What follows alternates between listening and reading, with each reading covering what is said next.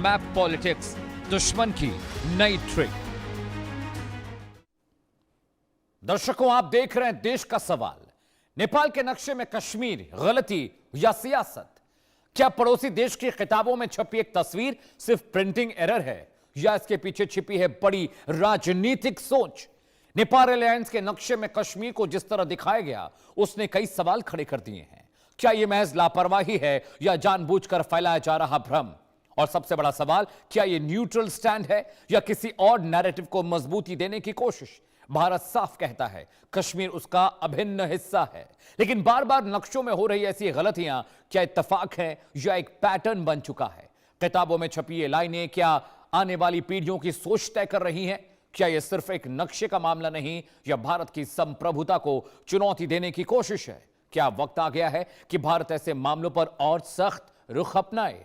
ये नक्शे की गलती या नियत की सियासत है? क्या नेपाल, चीन और पाकिस्तान को डर्टी मैप पॉलिटिक्स को, नैरेटिव को अब नेपाल आगे बढ़ा रहा है? एक्सपर्ट्स क्या कह रहे हैं, पहले वो सुनाते हैं। नेपाल की वर्तमान सरकार हर वो एक्शन ले रही है जो निष्पक्षता, ईमानदारी, ट्रांसपेरेंसी का प्रतीक है, और इसीलिए उसने श्रीमान ओली जी, जिनको अच्छी तरह से चाइना ने अपने फेवर में लाया था एंटाइज करके, उसको उन्होंने गिरफ्तार करवा दिया था। और ऐसे ही पाकिस्तान अब कोशिश कर रहा है चाइना के द्वारा नेपाल के ऊपर अपना नियंत्रण करने का। क्या कोई वो देश जो आतंकवाद के ऊपर निर्भर हो, जो झूठ के ऊपर निर्भर हो, जो षड्यंत्र के ऊपर निर्भर हो और जो दूसरे देशों से चंदा लेके अपनी गुजर बसर करता हो, क्या उस देश को नेपाल का वर्तमान नेतृत्व स्वीकार करेगा? लिहाजा पाकिस्तान को कोशिश कर लेने दीजिए, कोई फर्क नहीं पड़ता। नेपाल हमारा छोटा भाई है, था और रहेगा। अरुणाचल प्रदेश का नाम चाइना ने बदल दिया तो क्या अरुणाचल प्रदेश चाइना का हो जाएगा? अब ऐसे ही नेपाल ने अगर कश्मीर को पाकिस्तान का दिखा दिया तो कश्मीर क्या पाकिस्तान में चला जाएगा? अरे ये इस किस्म की हरकतें होती रहती हैं।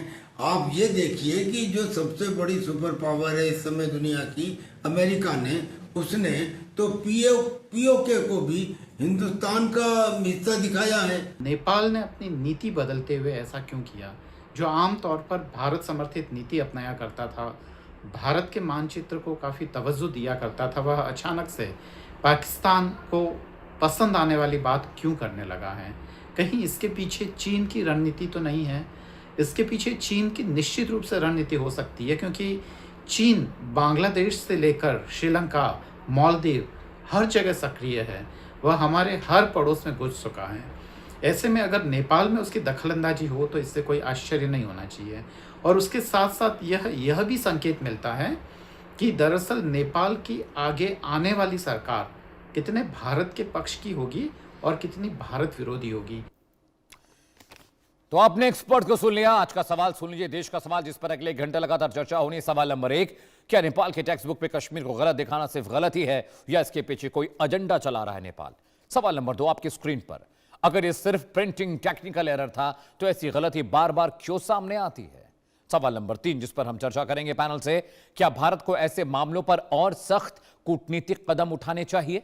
सवाल नंबर 4 आपकी स्क्रीन पर, क्या नेपाल की न्यूट्रल पोजीशन वास्तव में संतुलित है या ये पाकिस्तान के पक्ष में जाती झुकती दिखाई दे रही है? जी हां। सवाल नंबर 5, क्या अंतर्राष्ट्रीय स्तर पर कश्मीर को विवादित दिखाने की प्रवृत्ति भारत के हितों को नुकसान पहुंचा रही है? इंटरनेशनल फ्रेटर्निटी के लिहाज से यह सवाल था। तो दर्शकों, अगले घंटे लगातार तमाम कंटेंट और ग्राफिक के जरिए आपको समझाने और बताने की मैं कोशिश करूंगा कि आखिर ये पूरा नैरेटिव क्या है। लेकिन सबसे पहले समझिए नेपाल एयरलाइंस ने क्या हरकत की है जिसके बाद सोशल मीडिया पर बवंडर मचा, और यह किसकी शह पर हुआ है? दर्शकों, यह भी जानना बहुत जरूरी है। क्या चीन और पाकिस्तान नेपाल को बैक कर रहे हैं इसके लिए? जी हां, आपको पूरा कंटेंट बताएंगे, पूरी इंफॉर्मेशन देंगे कि आखिरकार हुआ क्या, कब, क्यों, कैसे, कहां कश्मीर और लद्दाख को पाकिस्तान में देखा गया। जी हां, इन्फो नंबर 1, नेटवर्क मैप में जम्मू कश्मीर को पाकिस्तान का हिस्सा नेपाल एयरलाइंस ने दिखाया नेटवर्क मैप, यानी जहां जहां वो फ्लाई करते हैं। इन्फो नंबर 2 आपकी स्क्रीन पर दर्शकों, शिकायत के बाद एयरलाइंस ने 24 घंटे के भीतर नक्शा अपनी सोशल मीडिया से हटा लिया। इन्फो नंबर 3 आपकी स्क्रीन पर आने जा रहा है, गलत नक्शा लगाने के लिए एयरलाइंस ने माफी भी मांगी। इन्फो नंबर 4, एयरलाइंस ने इसे नक्शे की गलती या तकनीकी चूक बताया है। तो जरा समझिए ये टेक्निकल चूक कैसे हो गई। आप बार बार कश्मीर लेह लद्दाख को पाकिस्तान का हिस्सा दिखाते रहते हैं और आप कहते हैं टेक्निकल चूक हो गई। और सोचिए कि नेपाल सरकार की ओर से इस पर सफाई आनी चाहिए थी, जो नहीं आई। और विवाद शुरू कैसे हुआ दर्शकों, ये विवाद कैसे शुरू हुआ ये भी आपको बताएंगे, पूरी इंफॉर्मेशन देंगे, पूरा नैरेटिव आपको बताएंगे और समझाएंगे कि आखिर ये विवाद शुरू कैसे हुआ, क्यों ये विवाद इतना बड़ा हो गया कि एयरलाइंस को विवाद के बाद हटाना पड़ा। नैरेटिव नंबर 1 आपकी स्क्रीन पर। विवाद की शुरुआत बुधवार शाम को हुई जब नेपाल एयरलाइंस ने यह अपना नेटवर्क मैप अपने एक्स हैंडल पर डाला। नैरेटिव 2, एयरलाइन की ओर से एक रूट मैप शेयर किया गया था जिसमें दिखाया गया था कि नेपाल एयरलाइंस कहां-कहां दुनिया भर में फ्लाई करती है।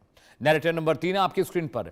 जम्मू कश्मीर और लद्दाख को पाकिस्तान में दिखाया गया एयरलाइंस के मैप में, जो बहुत विवादास्पद था और इसे लेकर बवाल खूब हुआ। नैरेटिव नंबर 4 आपकी स्क्रीन पर। फोटो सोशल मीडिया प्लेटफॉर्म पर वायरल होने लगी, लोग उसको शेयर करने लगे, उस पर कमेंट्स करने लगे, इसके बाद बवाल और बढ़ा। नैरेटिव नंबर 5, भारतीय यूजर्स ने एयरलाइन को जमकर खरी खोटी सुनाई, इस पर बवाल शुरू हो गया। ऑनलाइन जो यूजर्स हैं उन्होंने जमकर नेपाल सरकार को और एयरलाइंस को आड़े हाथों लिया। नैरेटिव 6, सोशल मीडिया पर बॉयकॉट नेपाल एयरलाइंस ट्रेंड करने लगा, इसके बाद एयरलाइंस घबरा गई।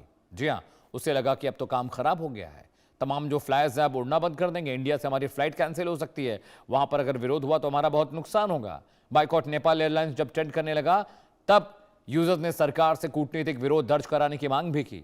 यूजर्स ने कहा कि भारत सरकार को इसे लेकर एक सख्त रुख अख्तियार करना चाहिए, इस पर सवाल पूछे जाने चाहिए, लेकिन फिलहाल अभी तक भारत सरकार की ओर से इसे लेकर कोई सवाल जवाब नहीं आया। आगे बढ़ते हैं दर्शकों। जी हां, अब डर्टी मैप पॉलिटिक्स क्या है, विवाद क्या है, यह आपको समझाएंगे एक मैप के जरिए। दर्शकों, एक बड़ा मैप मैं लेकर आया हूं और हिंदुस्तान के उस मैप में मैं आपको दिखाने और बताने की कोशिश करूंगा। यह देखिए, मैप आपकी स्क्रीन पर है, समझिएगा।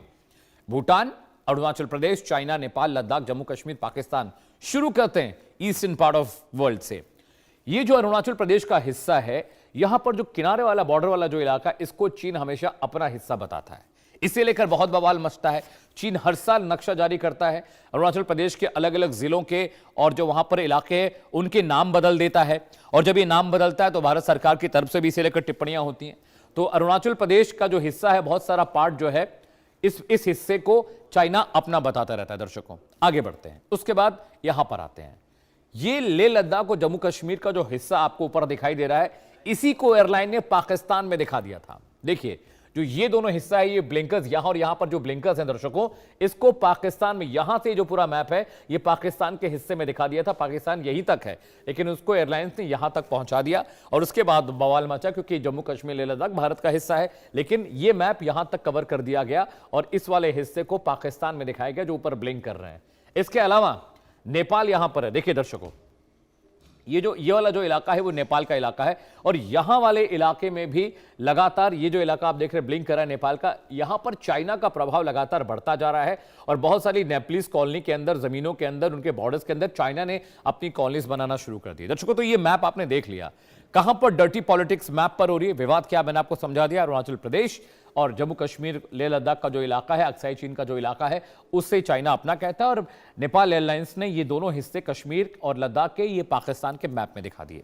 आगे बढ़ते हैं दर्शकों। जी हां, चीन की मैप पॉलिटिक्स और ड्रैगन की डर्टी डिप्लोमेसी, इसे भी समझना बहुत जरूरी है। जी हां, चीन क्या कर रहा है, क्या बताना और समझाना चाह रहा है।